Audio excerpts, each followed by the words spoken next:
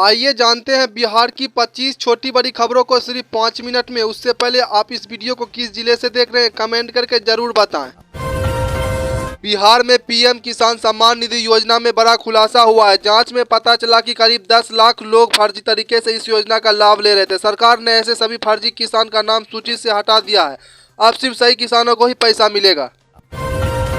बिहार में प्रधानमंत्री आवास योजना का सत्यापन शुरू हो गया। सरकार ने साफ कहा है कि 31 जनवरी तक सभी लाभार्थियों को सत्यापन करना जरूरी है।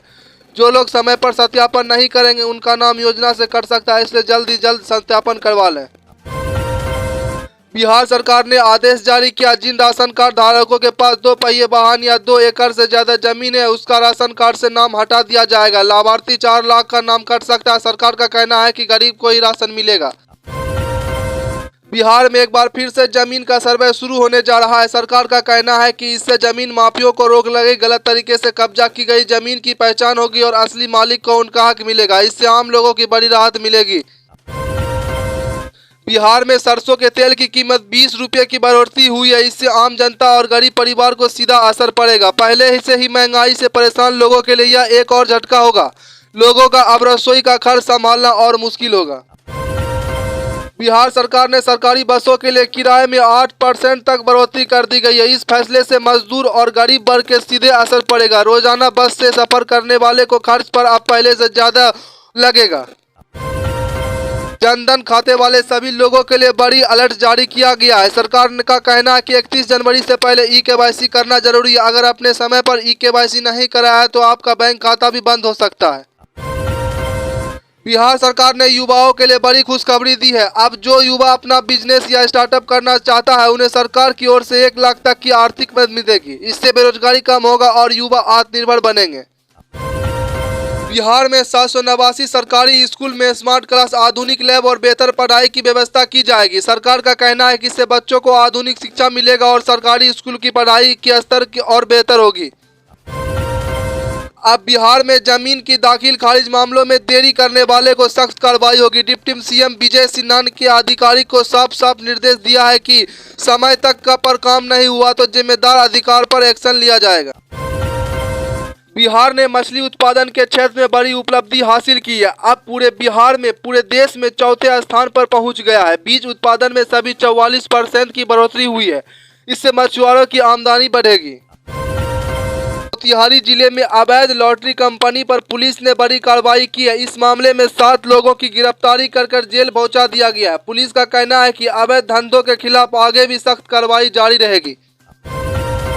बिहार में नशे के खिलाफ बड़ी कार्रवाई हुई है। पुलिस ने एक बोलेरो गाड़ी से 451 किलो गांजा बरामद किया है। इस मामले में 2 तस्करी की गिरफ्तारी कर जेल भेज दिया है।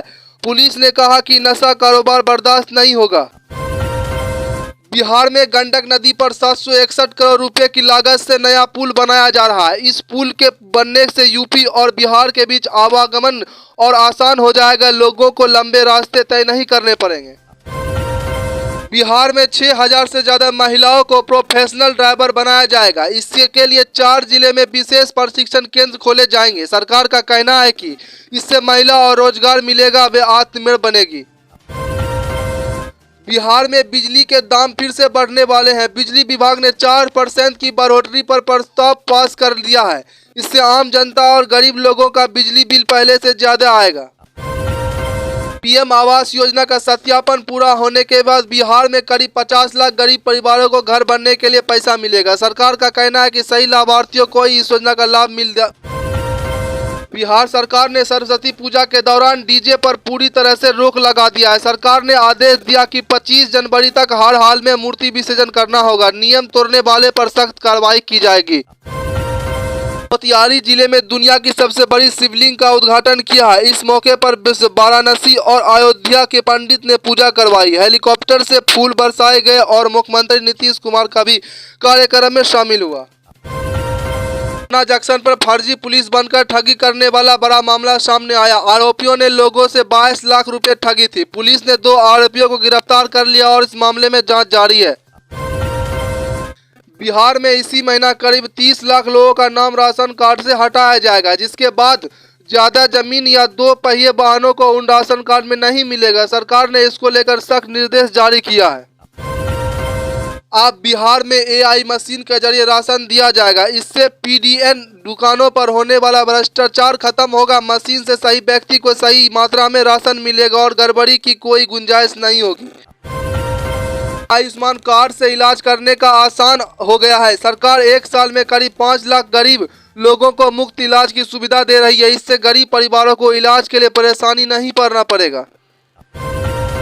सहारा इंडिया में फंसे लोगों का पैसा लौटना शुरू हो गया है। किसी को 5,000 तो किसी को 10,000 मिल रहा है। सरकार ने कहा कि जनवरी 2026 तक सभी योग्य लोगों को खाता में पैसा भेज दिया जाएगा।